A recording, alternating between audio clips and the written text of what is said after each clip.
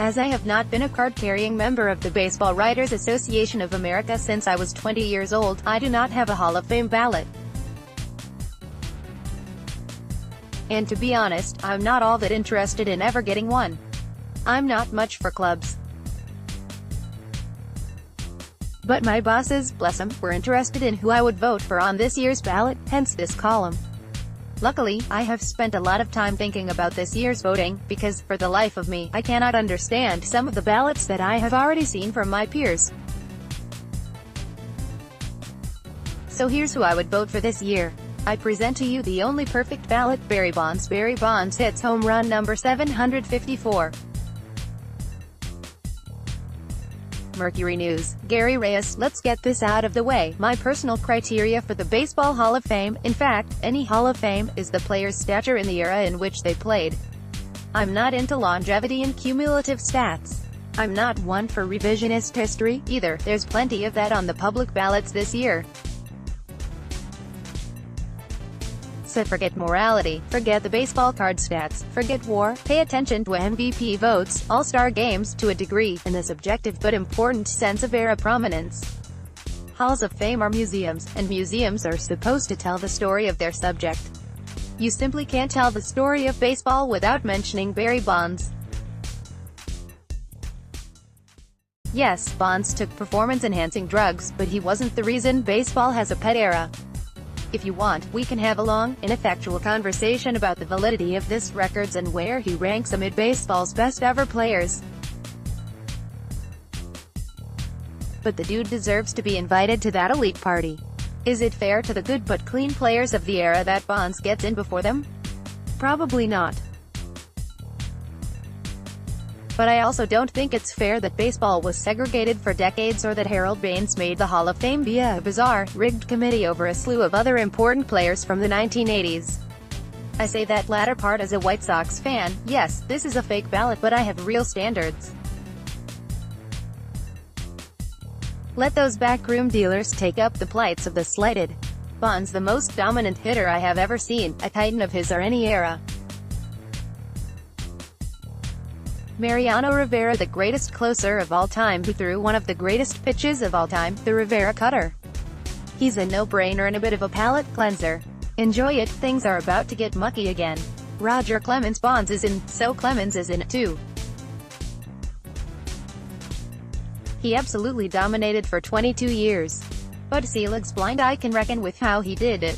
Again, I don't deal with morality with stuff like this, that's a super slippery slope.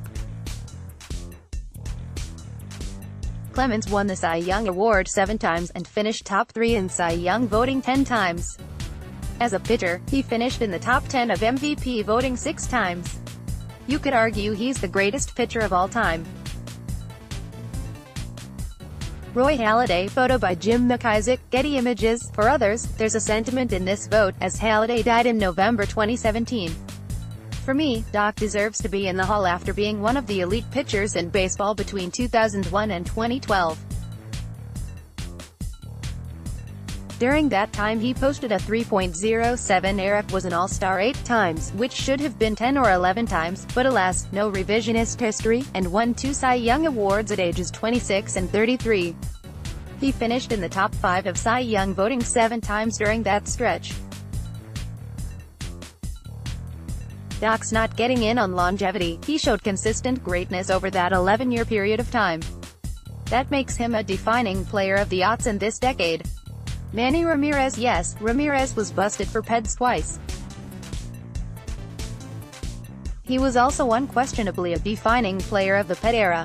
Manram was a 12-time All-Star, but I was shocked to find out that they didn't win a single MVP award. I could have sworn that he won the AL MVP multiple times. After all, between 1995 and 2008, he posted an absurd slash line of .317, .414, .598. For me, growing up, Ramirez was the definition of a professional hitter from the right side of the plate. His best years, 1999 to 2003, were incredible, as he slashed .331, .435, .637 over nearly 3,000 plate appearances. I can't justify a reason to glance over Manny when telling the story of baseball. He was unquestionably great, even if he wasn't completely on the up and up. Curt Schilling. I don't like Curt Schilling as a person and I shudder to think about his Hall of Fame speech, but again, morality has nothing to do with this. We're writing the story of baseball here, not canonizing. You can do it a different way on your fake ballot. Schilling had some monster years between 1997 and 2004, but I wasn't sure he was Hall-worthy because he never won a Cy Young award. He finished second twice and had one other top 5 finish, and was an All-Star only 6 times. It was right on the line, but my good feeling is that he was not dominant long enough to deserve a place in the Hall. Schilling has an impressive tiebreaker, though. It should go without saying that Schilling was one of baseball's all-time great playoff aces.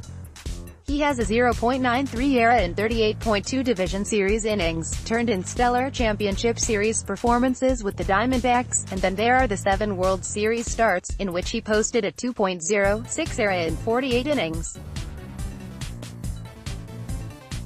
Schilling's 2001 World Series is unquestionably one of the great all-time performances in the Fall Classic. I was looking for reasons to keep Schilling off this ballot, I won't lie, but the overarching criteria wins again. You can't pretend that the lunatic conspiracy theorist didn't exist when you talk about baseball at the turn of the century. Mike Mussina. For such an approachable-looking guy, Moose was a true ace, feared and consistent. From 1992 to 2001, he finished in the top 6 of American League MVP voting all but 2 years. He never won the award, but he was always in the running, finishing top 5 6 times and runner-up once. That's the kind of sustained excellence that should be rewarded. That's it. Yep, I only see 7 Hall of Famers on this year's ballot. The 2 names I found it hardest to ignore were Larry Walker, 4 top 10 MVPs, 2 top 5, 3 batting titles, 5-time All-Star, 7-time Gold Glove, and Scott Rowland, one of the greatest defensive third basemen of all time. The Walker situation is tricky for me. He was clearly helped by Coors Field, just as pet users were helped by a bunch of other stuff, and I believe he was punished for that by MVP voters. But no revisionist history is necessary here. Walker finished 17th in NL MVP voting in 1998 after hitting .363 with a 1.075 OPS. Those are absurd numbers, and I thought he was being punished. But that same year Jean Olerud hit .354 with a .998 OPS, and finished 12th. Relative to the peers of his era, Walker wasn't elite for long enough.